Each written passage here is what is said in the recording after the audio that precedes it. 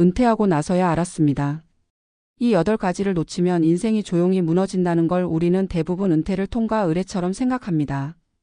직장을 떠나면 시간이 생기고 숨이 트이고 비로소 내 인생이 시작될 거라고 믿습니다. 하지만 그 믿음은 퇴직서에 도장을 찍는 순간부터 서서히 금이 갑니다. 아침에 눈을 떠도 갈 곳이 없고 전화벨은 울리지 않으며 통장 잔고보다 먼저 마음의 바닥이 드러납니다. 그때서야 깨닫습니다. 은퇴는 끝이 아니라 전혀 다른 규칙의 삶이라는 것을. 그 규칙을 모르고 들어온 사람은 하나씩 중요한 것을 놓치며 자신도 모르게 무너집니다. 첫 번째는 역할이 사라진 자리를 채우지 못한 것입니다. 직장에서의 이름과 직함이 사라지면 사람은 생각보다 빨리 작아집니다. 누군가의 부장님, 팀장님이 아니라 그저 집에 있는 사람으로 불릴 때 정체성은 흔들립니다. 서울에서 대기업에 다니어 50대 후반에 은퇴한 한 남자는 처음 몇 달을 여행과 휴식으로 보냈지만 곧 하루가 길어졌고 자신이 누구인지 설명할 말이 없어졌다고 했습니다. 아내의 일정에 맞춰 움직이고 아이의 부탁을 기다리는 삶 속에서 그는 점점 말수가 줄었고 어느 날부터 거울을 보지 않게 되었다고 했습니다. 두 번째는 하루의 구조를 만들지 않은 것입니다. 출근이 사라지면 시간은 선물이 아니라 공백이 됩니다. 정해진 기상시간과 움직임이 없으면 몸과 마음은 빠르게 느슨해집니다. 지방에서 공무원으로 일하다 60대 초반에 은퇴한 여성은 매일 늦잠을 자고 텔레비전을 보며 시간을 보내다 어느 날부터 이유 없는 피로와 우울에 시달렸습니다. 병원에서는 특별한 이상이 없다고 했지만 그녀는 하루를 붙잡을 틀이 없었다는 사실을 뒤늦게 알았습니다. 세 번째는 돈보다 생활비의 흐름을 이해하지 못한 것입니다. 자산이 남아 있어도 매달 빠져나가는 구조를 모르면 불안은 커집니다. 예상치 못한 병원비, 관계 유지 비용, 작은 취미 지출들이 쌓여 통장은 줄어들고 마음은 조급해집니다. 앞서 말한 남성은 여유가 있다고 믿었지만 몇 해 지나지 않아 지출을 줄이느라 사람 만나는 것을 피하게 되었고 그 선택이 외로움을 더 키웠다고 말했습니다. 네 번째는 관계를 관리하지 않은 것입니다. 직장이라는 울타리가 사라지면 관계는 자연스럽게 유지되지 않습니다. 먼저 연락하지 않으면 멀어지고 모임은 줄어듭니다. 특히 부부 관계는 시험대에 오릅니다. 하루 종일 함께 있으면서도 대화는 늘지 않고 사소한 갈등이 커집니다. 은퇴한 여성은 남편과의 다툼이 잦아지자 자신이 실패한 인생을 사는 것 같았다고 털어놓았습니다.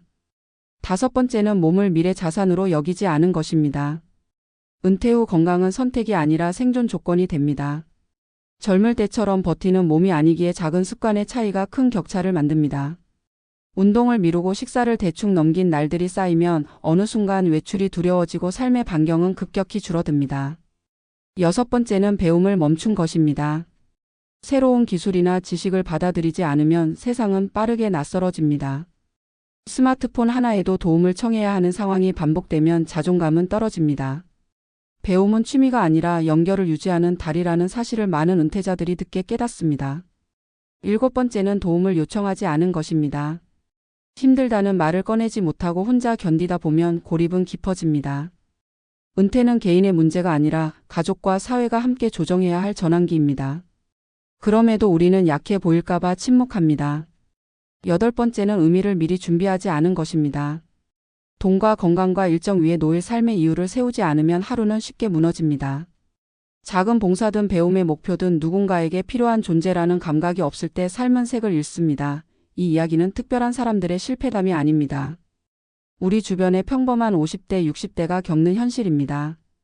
은퇴하고 나서야 알았다는 그 말 속에는 후회보다 경고가 담겨 있습니다. 아직 늦지 않았다는 경고입니다. 은퇴는 준비한 만큼 견딜 수 있고 채운 만큼 살아갈 수 있습니다. 오늘 하루의 구조를 만들고 역할을 정하고 관계를 손보고 몸을 돌보며 배움을 다시 시작하십시오. 도움을 요청하는 용기를 갖고 삶의 의미를 천천히 세우십시오. 그러면 은퇴는 무너짐이 아니라 전환이 될 수 있습니다. 당신의 인생은 아직 끝나지 않았습니다. 이제부터가 진짜 선택의 시간입니다. 은퇴 이후의 삶을 조금 더 냉정하게 들여다보면 많은 사람들이 공통으로 하는 착각 하나를 발견하게 된다. 은퇴만 하면 삶의 부담이 줄어들 것이라는 믿음이다. 하지만 실제로 은퇴는 부담이 사라지는 순간이 아니라 부담의 성격이 바뀌는 시점에 가깝다. 직장이라는 시스템이 떠안아 주던 시간 관리, 사회적 역할, 관계 유지, 심지어 자존감의 근거까지 한꺼번에 개인에게 돌아온다. 이 변화에 대비하지 못하면 삶은 조용히 균형을 잃는다. 문제는 그 붕괴가 매우 서서히 진행된다는 점이다. 어느 날 갑자기 무너지는 것이 아니라 괜찮다고 믿으며 버티는 사이 일상이 조금씩 달아간다. 아침을 대충 넘기고 약속을 미루고 연락을 피하며 몸과 마음이 동시에 움츠러든다. 그 과정에서 많은 은퇴자들은 스스로에게 이렇게 말한다. 아직은 괜찮다. 나만은 다를 것이다. 그러나 이 말이 반복될수록 삶은 점점 좁아진다. 은퇴 후의 위기는 대개 돈에서 시작되지 않는다. 돈은 마지막에 문제로 드러난다. 그 전에 먼저 무너지는 것은 리듬이다. 하루를 여는 시간과 하루를 닫는 방식이 흐트러지면 몸은 빠르게 반응한다. 수면의 질이 떨어지고 식사의 균형이 깨지며 외출이 귀찮아진다. 이 작은 변화들은 곧 감정의 침체로 이어진다. 감정이 가라앉으면 관계를 유지할 에너지가 사라지고 관계가 줄어들면 다시 자신을 확인할 거울을 잃는다. 이때 많은 사람들이 은퇴를 잘못된 선택으로 여기지만 사실 선택이 아니라 준비의 문제였다는 점을 놓친다. 은퇴는 퇴직의 순간이 아니라 은퇴 이후의 삶을 설계하는 능력에 달려있다. 특히 중요한 것은 의미의 문제다. 일하던 시절에는 의미를 묻지 않아도 하루가 채워진다. 주어진 과제가 있고 기다리는 사람이 있고 결과에 대한 피드백이 있다. 하지만 은퇴 이후에는 의미를 스스로 만들어야 한다. 누군가에게 필요하다는 감각, 내가 오늘을 살아야 할 이유를 말로 설명할 수 있는 힘이 없다면 하루는 쉽게 공허해진다. 이 공허함은 게으름이나 나약함의 문제가 아니다. 방향을 잃은 상태에 가깝다.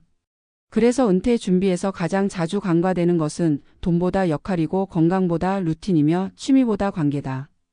이 요소들은 숫자로 계산하기 어렵지만 삶의 지속성을 좌우한다. 실제로 은퇴 후 만족도가 높은 사람들의 공통점은 자산 규모가 아니라 일상의 밀도에 있다. 매일 해야 할 일이 있고 만날 사람이 있으며 자신이 기여하고 있다는 느낌을 유지한다. 반대로 자산이 충분해도 하루가 비어있는 사람들은 빠르게 무너진다.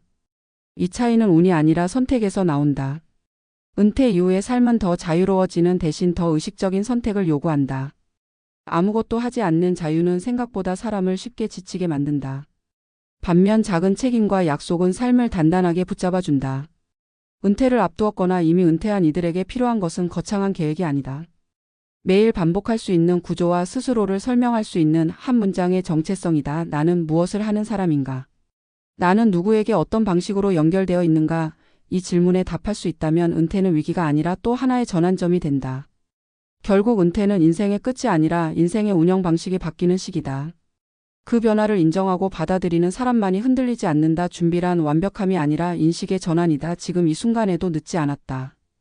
오늘의 하루를 어떻게 보낼지, 내일의 아침을 무엇으로 시작할지 작은 선택을 다시 세우는 것부터 시작하면 된다. 은퇴 이후의 삶은 생각보다 길고 그 시간은 준비한 만큼 당신 편이 된다. 이것이 많은 은퇴자들이 뒤늦게 깨닫는 교훈이며 지금 이 글을 읽는 당신이 미리 가져가야 할 가장 중요한 메시지다.